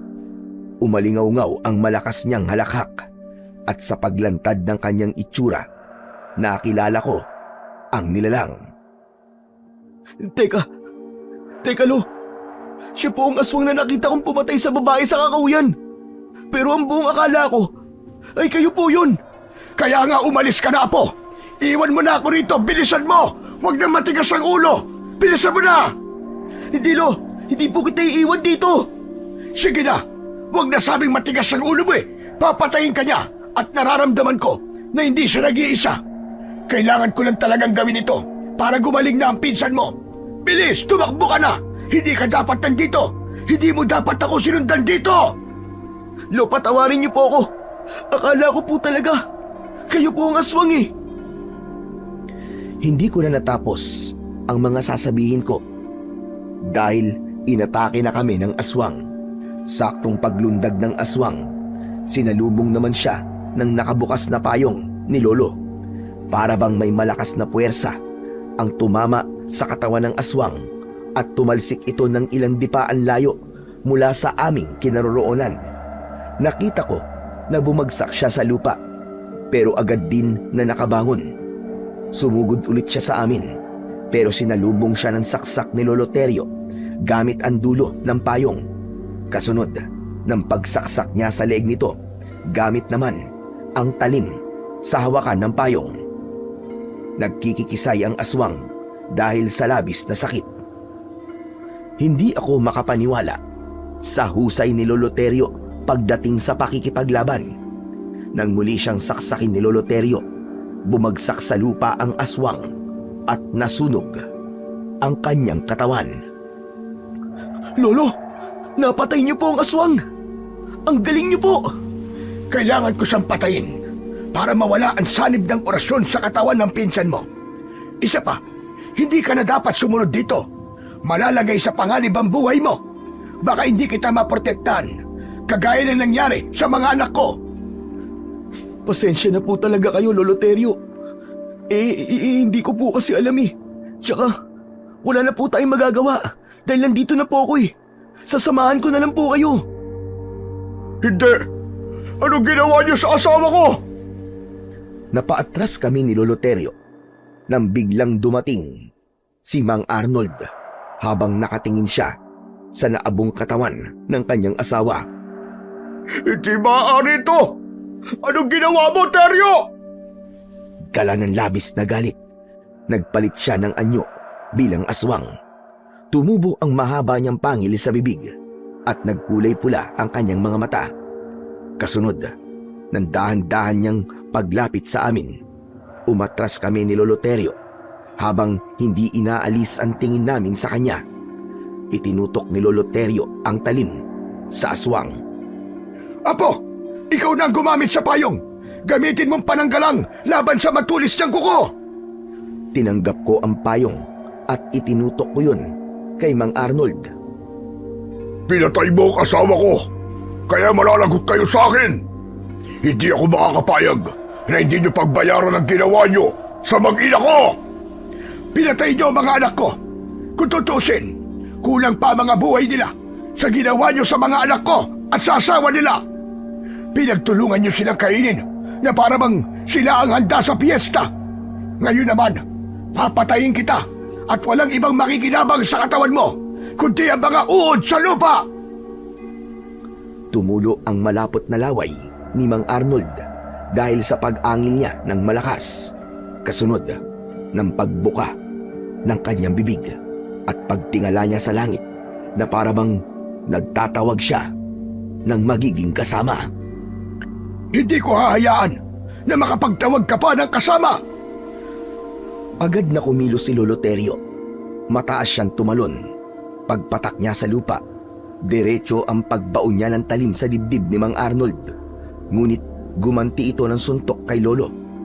Tumama yon sa ilalim ng panga ni Lolo Terio, kaya't bumagsak siya sa lupa. Ako naman ang sumugod kay Mang Arnold gamit ang dulo ng payong. Inatake ko siya ng saksak sa leeg. Umangin ito ng malakas na para bang hindi ito nasaktan. Gumanti siya ng suntok at nasalag ko yun gamit ang payong.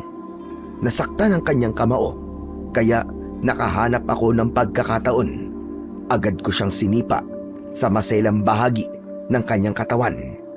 Nang bumaluktot siya sa labis na sakit, itinarak ko naman ang dulo ng payong sa kanyang batok. Bumagsak siya sa lupa ng padapa. Ako ang tatapos sa kanya, Apo! Bumangon si Lolo Terio at niluhuran niya sa likod ang aswang. Paulit-ulit niyang pinagsasasaksak ang likod nito gamit ang talim sa hawakan ng kanyang payong.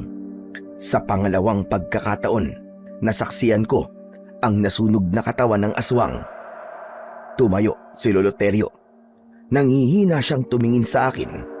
Saka ko naman ibinigay sa kanya ang payong dahil inakala namin na wala ng kalaban.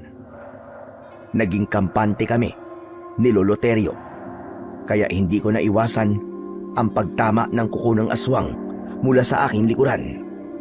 Kasunod ng malakas na pagkagat at pagbaon ng pangil niya sa aking braso, bumagsak ako sa lupa habang namimilipit sa sakit. Pilit kong tinatanggal ang bibig ng aswang sa braso ko, ngunit hindi yun maalis-alis. Ramdam na ramdam po ang pagsipsip niya ng dugo sa aking sugat. Rigor! Apo ko! Dala ng labis na galit ng aking lolo, inatake niya ang aswang. Pinugutan niya ito ng ulo hanggang sa masunog na ang katawan nito. Nang lumapit sa akin si Lolo Terio, inalalayan niya ako na tumayo. Ayos ka lang ba? Diyos ko! Ano ba ito? Malalim ang sugat mo. Kailangan magamot kagad ang sugat mo, Apo, bago pa kumalat ang laso ng aswang sa katawan mo. Halika na! Kailangan na nating umalis dito! Habang tinatahak namin ang daan, ay patindi ng patindi ang sakit na nararamdaman ko sa aking sugat. Tumitibok-tibok yun na para bang may mga insekto sa loob ng aking laman. Lo, ang sakit po. Hindi ko na po kayang tiisin. Tulungan niyo po ako. Basta tiisin mo lang. Tutulungan kita, Apo. Sige na, mas bilisan pa natin ang paglalakad. Mabuti na lang at maliwanag ang sikat ng buwan ng mga sandaling yon. Kaya naman nakikita namin ang aming nilalakaran. Habang naglalakad kami, ay panay ang paghingi ko ng tawad kay Lolo Terio. Tama na. Huwag ka nang magsalita. Naiintindihan kita, Apo. Ang mahalaga, magamot kagad kita. Lakasan mo lang ang loob mo. Paglabanan mo ang sakit. Habang naglalakad kami ng mga sandaling yon, ay naramdaman ko ang pag-agos ng mainit na likido sa braso ko. Nanlalabo na rin ang aking paningin, ngunit tinatagan ko ang aking loob. Pagkalipas ng ilang minuto, sa wakas ay narating na namin ang bahay. Pagpasok namin sa loob, agad na kumilos si Lolo para gamutin ang mga sugat ko. Aray! Lolo Terio! Bakit po nagkaganito? Nangingitim at namamagana po ng palibot ng sugat ko sa braso. Saka nagnanaknak na rin. Paano po nangyari to? Dahil yan sa laway ng aswang. Unti-unting lumalaki ang sugat kapag hindi yan naaagapan. Lolo Terio, ano pong gagawin natin? Kailangan patayin ang lason sa pamamagitan ng pagpapasok. Pababagahin ko ang talim ng payong ko, saka ilalapat yon sa sugat mo. Ano po? Pero mainit yun ah. Walang ibang paraan, Rigor. Kailangan mong tiisin ang init. Sige na, kailangan matalian ko muna ang braso mo bago ko simulan ang panggagamot sa'yo. Pinunit ni Lolo Terio ang laylayan ng kanyang damit, saka yun itinali sa aking braso. Pumasok sa loob ng kusina ang aking lolo. Pagkalipas ng 10 minuto, bumalik siya, dala ang hawakan ng payong na may talim. Nagbabaga na yon dahil sa pag-aalala. Pinagpawisan ako ng malamig. Teka Lo, talaga bang wala na pong ibang paraan? Wala na. Kaya tinalian ko ang braso mo para hindi mo masyadong maramdaman ang masakit. Ganun din ang gagawin ko sa kalmot sa likod mo. Tiisin mo lang ang init. Wala na nga akong nagawa kundi ang pumayag sa gagawin ni Lolo Terio. Nang lumapat ang mainit na talim sa akin sugat, napasigaw ako ng malakas dahil sa labis na kirot. Pagkatapos, binuhusan ito ng langis ang sugat ko. Aray! Lo, hindi ko na po kaya tiisin. Tama na po. Aray! Ang sakit po, Lo. Tiisin mo! Para ka namang hindi lalaki. Kailangan patayin ang lason. Hindi nga po ako mamamatay sa lason, pero mamamatay naman po ako sa sakit. Kapag hindi ko to ginawa, Apo, mahahawa ka ng pagiging aswang. O ano? Anong pipiliin mo? Ha? Mahahawa ako ng pagiging aswang? Ano pa pong ginagawa niyo? Ituloy niyo na po. Ayoko pong maging aswang. Nang matapos si Lolo Terio, sa panggagamot sa akin, saka lang ako nakahinga ng maluwag. Lolo, ano po bang klaseng aswang ang nakasagupa po natin kanina? Sila ang mga aswang na tamawo. Ano po? Aswang na tamawo? Saan po sila nagmula? Nagmula sila sa mundo ng mga engkanto. Sila ang isinumpang nilalang sa mundo nila. Paano po silang nakalabas po sa mundo nila? Kumukuha sila ng buhay bilang kapalit. Sila rin ang mga aswang na pumatay sa mga magulang ninyo ni Emilio bilang alay sa paglabas nila sa mundo nila. Mapanganib sila dahil balak nilang palitan ang mga tao sa mundo natin. Nagpaparami sila ng lahi para gamitin laban sa atin. Kaya kung mapapansin mo, sa lugar na pinuntaan natin, lahat ng mga babaeng nakatira sa baryong yun ay buntis. Ano po? Kung ganun po, lahat po ng mga babae sa lugar na yun ay mga tamawo? At lahat po sila ay mga aswang? Nakuha mo! Kaya nga matagal ko na silang minamatyagan sa baryong yun. Ang mga payong na ginagawa ko at ibinibenta sa kanila ay may kasamang lason. Sa oras na mabuksan nila yun, masusunog sila dahil sa amoy ng bawang. Ang ibig niyo pong sabihin, pagkukunwari lang po ang pagdala niyo ng payong sa kanila? Oo, para malaya ko silang malapitan at mapatay. Ang mga tamawo ay takot sa ulan. Kaya naisip ko na payong rin ang gagamitin kong kasangkapan para masaktan sila. Yun ang mabisang paraan upang mabawasan ang kanilang puwersa nang hindi nila namamalayan. Bakit po, Lolo? Sino po ba talaga kayo? Isa kong manunugis ng aswang, Apo.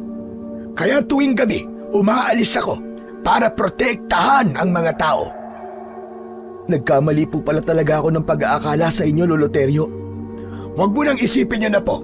Ang mahalaga, mapatay ang mga aswang bago pa sila dumami. Pati po ba talaga ang mga buntis? Kailangan niyo pong patayin? Kawawa naman po ang sanggol nila. Hindi ka dapat maawa sa mga sanggol, Rigor. Dahil aswang din sila, napapatay ng tao para sila naman ang mabuhay. Kapag hinayaan natin sila, tayo naman ang papatayin nila. Lalo pa ngayon, nalagasan sila ng mga kasamahan. Hindi magtatagal, hahanapin nila tayo. Kapag nagkataon, malalaman nila kung sino ako.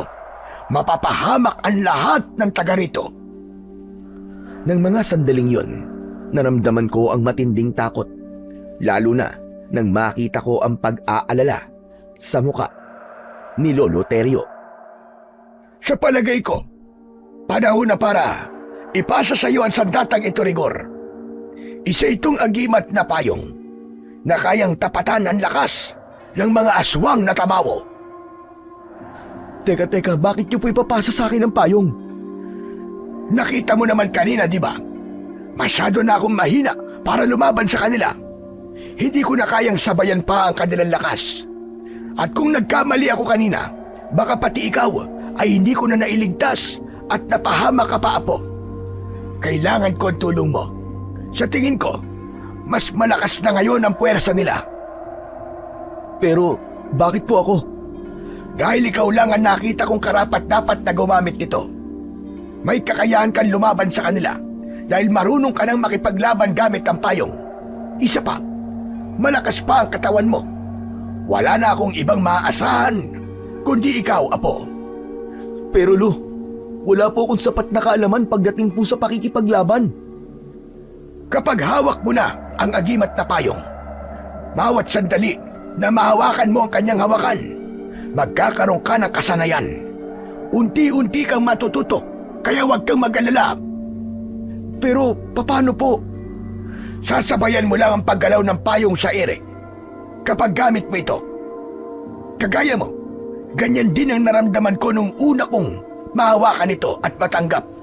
Hindi nagtagal, nasanay din akong gamitin ang payong sa pakikipaglaban.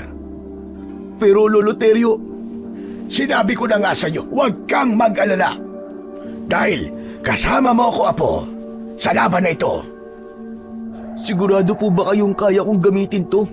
Kaya kong makipaglaban sa mga aswang na tamawo? Oo naman. Malaki ang tiwala ko sa iyo, Apo. Kesa naman ako lumaban sa kanila.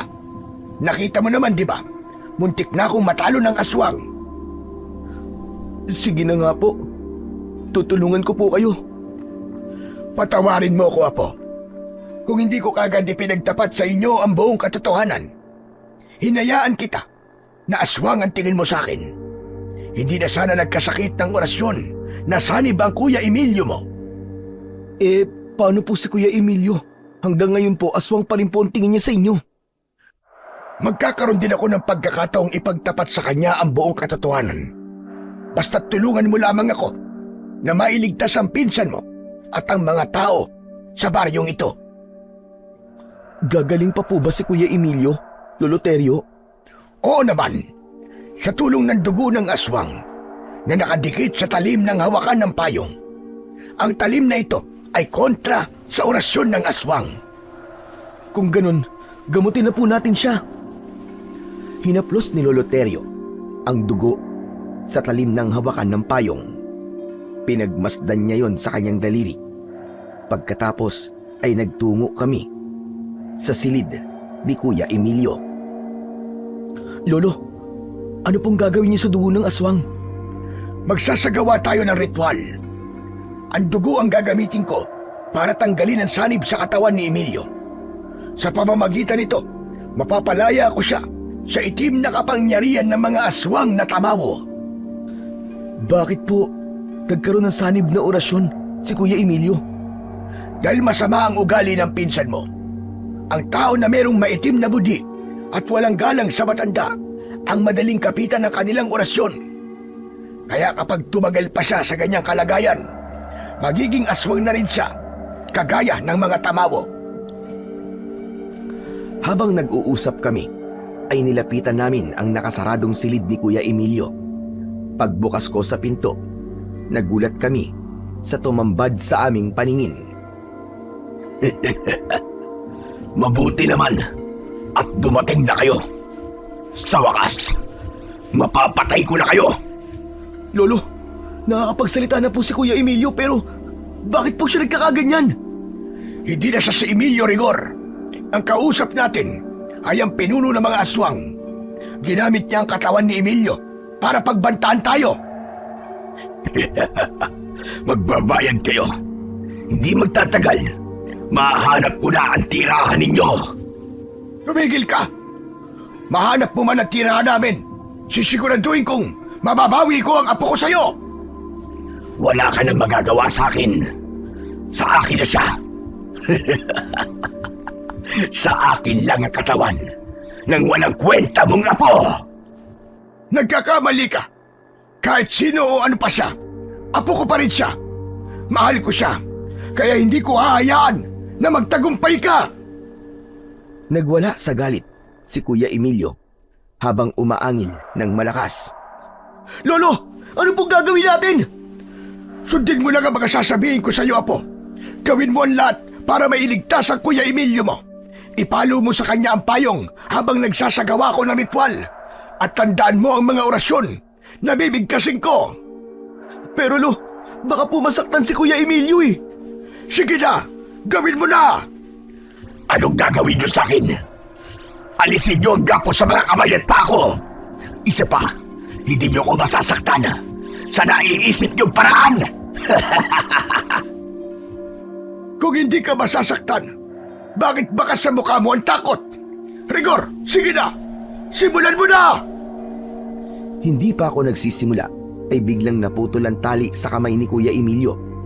Inatake niya ako ng suntok na tumama sa aking muka. Ngunit gumanti ako sa kanya ng hampas ng payong. Tumama yon sa kanyang leeg. Bumagsak siya sa katre, habang si Lolo Teryo naman ay ipinagpatuloy ang pagsasagawa ng ritual. Sige, paluin mo siya ng paluin na po hanggang sa kusa ng lumabas ang sanib ng orasyon sa katawan ni Emilio. Ginawa ko ang sinabi ni Lolo Terio. Hindi ako tumigil sa paghampas ng payong kay Kuya Emilio. Subalit nahawakan niya ang payong ko. Nakangisi siyang tumayo. Kaya nga ginamit ko ang katawan ni Emilio para hindi kayo magtagumpay na tanggalin ang sanib ng aking orasyon sa katawan niya. Kasunod ng pagtayo ni Kuya Emilio, sinuntok niya ako sa sikmura. Bumagsak ako sa sahig. Umalingaw-ngaw ang tawa ni Kuya Emilio, pero bigla siyang sinunggaban ni Lolo Terio. Rigor, bumangon ka! Kailangan natin maigapos ulit si Emilio. Bilisan mo, tulungan mo ako rito. Hindi tumatalab sa kanya ang ritual ko. Masama na ito. Malakas na ang kapit ng orasyon ng aswang sa kanyang katawan. Ano? Natatakot na ba kayo? Pagkatapos ng malakas na tawa na yon ni Kuya Emilio, ay dali-dali niyang sinugod si Lolo Terio at nasakta na niya. Bumagsak rin ito sa sahig. Pagkatapos ako naman ang binalingan niya. Tumama sa aking muka ang kanyang suntok. Pumutok ang aking labi, habang si Lolo Terio naman, dumugo ang kilay. Lo, ayos lang po ba kayo? Sige na, lapitan mo ng Kuya Emilio mo. Hampasin muli siya ng payong. Humarap ako kay Lolo Emilio at kinausap ko siya. Kuya Emilio, gumising ka! Ako to si Rigor! Ako to, kuya! Huwag ka magpapatalo sa tukso ng kadiliman, lumabang ka! Pigilan mo ang sarili mo! Paglabanan mo! Wala ka nang magagawa dahil si Emilio mismo ang pumili sa akin. Inuutusan kita, demonyo ka! Umalis ka sa katawan ng apo ko! Wala akong ibang sinusunod kundi ang utos ng aking Panginoon. Hindi ko kayo tatantanan kasama ng mga biyag na dinala namin para patayin sa harapan nyo. Umanda kayo dahil hindi magtatagal. Nasa labas na ako ng bakuran nyo. Papatayin ko kayo. Papatayin ko kayong lahat. Nang mga oras na yon, tila nagbago na ang katauhan ni Kuya Emilio. Hindi niya na ako nakikilala at nagbago na rin ang kanyang anyo. Maitim ang palibot ng kanyang mga mata. Maitim din ang kanyang labi. Ganon din ang kanyang mga ngipin. Tumutulo ang malapot niyang laway habang nakalitaw ang kulay itim niyang ugat sa kanyang leeg na parabang ugat ng puno. Binuksan ko ang payong at ipinaypay ko yun sa kanya. Bigla itong nanghina at bumagsak sa katre. Agad akong lumapit sa kanya. Sinuntok ko siya sa muka, kasunod ng paghampas ko sa kanya ng payong. Nagkaroon ng pagkakataon si Lolo Terio na maigapos ulit si Kuya Emilio sa katre. Pinagtulungan namin siya. Bitiwan niyo ako! Bitiwan niyo ako! Huwag niyo akong igapos dito! Makakatakas din ako! Pero nagbingi-bingihan kami ni Lolo Terio sa lahat ng mga sinabi ni Kuya Emilio. Pagkatapos namin siya na maigapos sa katre, saka namin siya binalot ng kumot. Saka ipinagpatuloy ni Lolo Terio ang ritual. Ipinikit niya ang kanyang mga mata habang ang kanyang daliri na may bahid ng dugo ng aswang ay idinikit niya sa noo ni Kuya Emilio. Kasunod ng pagsambit niya ng orasyon. Nagulat ako sa nakita ko na paglabas ng kulay itim na usok mula sa katawan ni Kuya Emilio. Unti-unti iyong naglaho hanggang sa maging payapa na ang anyo ni Kuya Emilio. Nawala ang pangingitim sa palibot ng kanyang mga mata. Bumalik na rin sa dating kulay ang kanyang balat. Indikasyong natanggal ni Lolo Terio ang sanib ng orasyon sa katawan ni Kuya Emilio. Sa wakas, ligtas na ang pinsan mo, Rigor. Salamat sa Panginoon Diyos. Kaya nga po, salamat sa Panginoon. Pwede mo nang tanggalin ang gapos kay Emilio. Sige na, magmadali ka. Agad akong sumunod sa utos ni Lolo Terio. Pagkatapos ng pangyayaring yon, buong magdamag kong binantayan si Kuya Emilio. Kinabukasan ay kumalat ang balita. Sinalakay daw sila ng mga aswang na tamawo at kinuha ang mga kalalakihan. Ang iba naman daw ay pinatay. Lolo, alam niyo na po ba ang nangyari sa baryo kagabi? Oo. Alam kong hinahanap na nila ako. Paghahandaan natin ang pagsalakay nila. Lalaban tayo, Apo. Hindi tayo aatras sa kanila. Pero Lo, paano po si Kuya Emilio hanggang ngayon po? Wala pa rin po siyang malay. Ano pong gagawin natin? Huwag kang mag-alala. Bumabawi lang siya ng lakas. Pagsapit ng gabi, nagkaroon kami ng hindi inaasahang bisita. Isang nakakatakot na nilalang ang nakita kong nakatayo sa labas ng aming bakuran. Alam kong nariyan lang kayo sa loob ng bahay niyo. Lumabas kayo! Harapin niyo ako! Pinatay niyo ang pamilya ko! Lolo, may mga biyag po sila. Ano pong gagawin natin? Ako lang ang kailangan nila, Apo. Haharapin ko sila kahit na anong mangyari, Rigor. Dito ka lang. Bantayan mo ang Kuya Emilio mo. Nagkakaintindihan ba tayo? Pero Lo, wag po. Wag po kayong lumabas. Ginagamit lang po niyang panakot ang mga biyag para magpakita po kayo. Ang mabuti pa, Lo, ako na lang. Ako na lang po ang haharap sa kanila. Hindi sila nagbibiro, Apo. Papatayin nila ang mga biyag kapag hindi ako lumabas. Ano? Hindi ka pa rin ba magpapakita sa akin, ha, Teryo? Harapin mo ako. Maglaban tayong dalawa. Lumabas ka riyan! Bumundol ang kaba sa aking dibdib. Nang tuluyan ng lumabas ng bahay si Lolo Terio, sumilip ako sa siwang ng bintana habang mahigpit kong hawak ang payong. Nanlaki ang mga mata ko nang makita ko ang isang hanay ng mga aswang na tamawo. Bawat isa sa kanila ay may hawak na bihag. Lahat sila ay nakikiusap na sila ay iligtas. Huwag mo nang idamay ang mga walang kasalanan sa inyo. Ako ang harapin mo, Maruha. Wala silang kinalaman sa away natin. Bakit? May kinalaman ba ang apo ko sa away nating dalawa para idamay mo? Pero kayo ang nauna. Pinatay mo mga anak ko. Ngayon naman ang apo ko. Ginamitan mo ng orasyon na sanib. Nararapat lang yon sa walang galang na tao at masama ang pag-uugali. Magpasalamat ka nga at hindi ko siya kagad tinuluyan. Pinahirapan ko muna siya. Wala nang sanib ng orasyon mo sa katawan niya. Kaya tayong dalawa naman ang magsusukatan ng lakas ng kapangyarihan. Hinahamon mo ba ako, ha, Teryo? Kung alam ko lang na ikaw ang pumatay sa mga kasama ko, sana noon pa, kinatay na kita. Bakit? Natanggap ba nila ang regalo kong payong?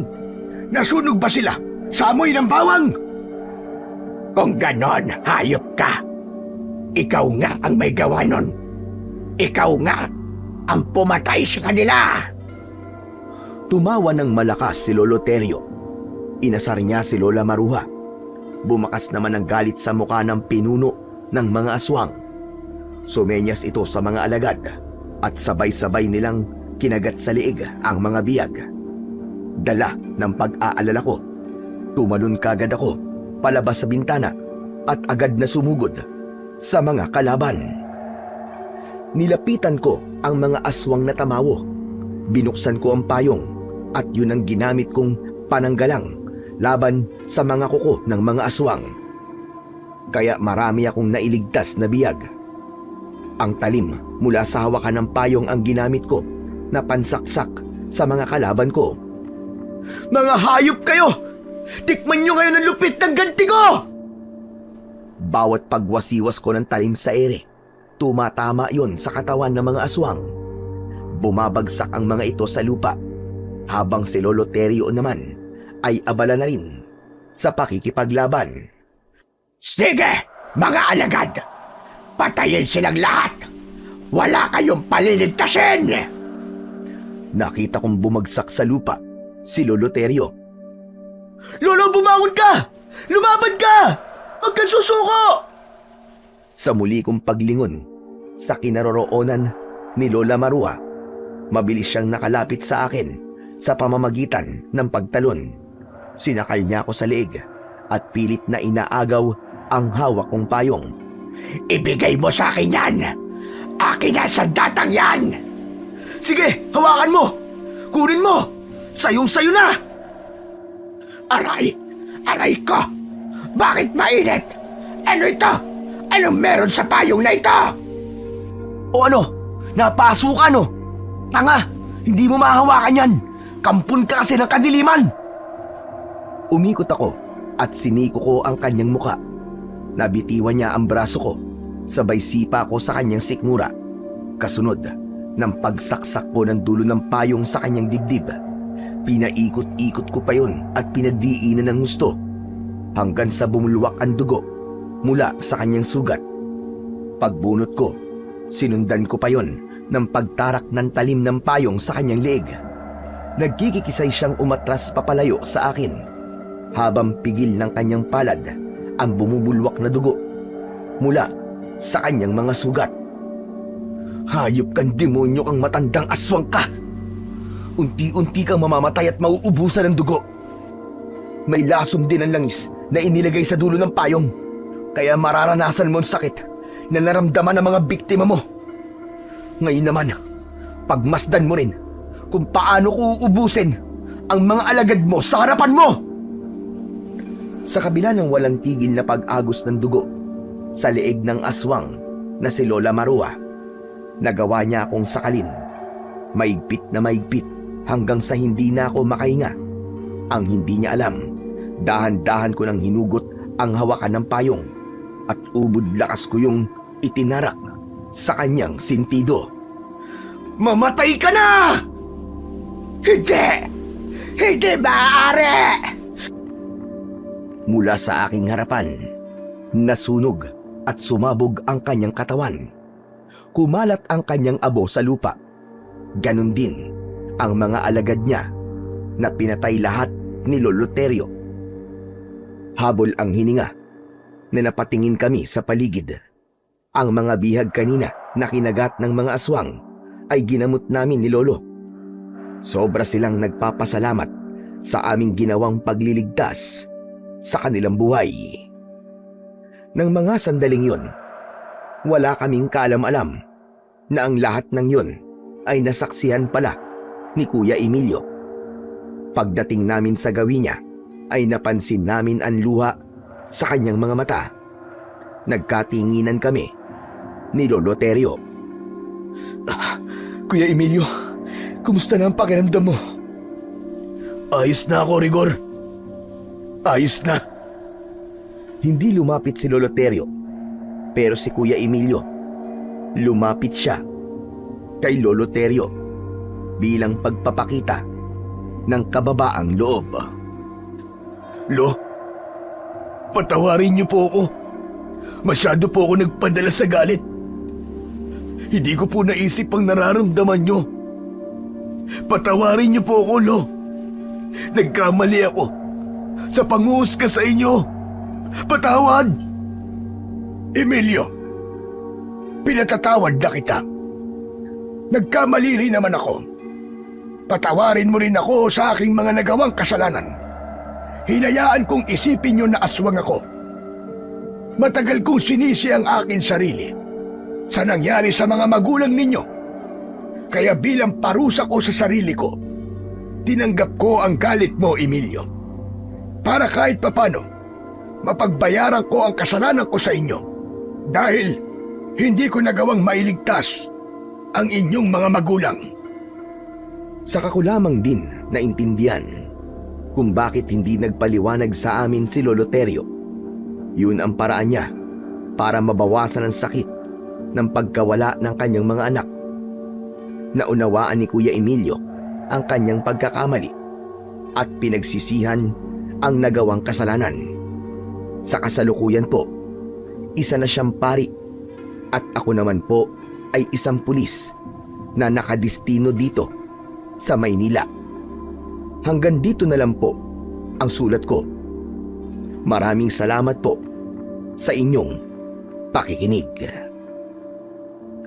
Sa kwento pong ating napakinggan ay nagpapatunay lamang na ang anumang paglilihim ng sikreto ay may kaakibat na panganib at maaari itong maging mitya ng kaguluhan kapag hindi napigil. At maaari din itong gamitin ng kasamaan upang ikaw ay sakupin. Ang init ng ulo at pag-iiganti ay kailanman walang maidudulot na mabuti. Bagkus ay lalo lamang nagpapabigat sa sugat na nasa ating puso. Ngunit sa kabila ng lahat, nananatiling totoo na mas matimbang ang dugo kaysa tubig. At ang pagmamahal sa pamilya ang siyang patuloy na nangingibabaw. Kaya't sa bawat pagsubok, piliin nating maging mabuting tao, umiwas sa alitan at paliwigin ang pagmamahal at pananampalataya sa poong may kapal, sapagkat dito nagmumula ang tunay na lakas at kapayapaan.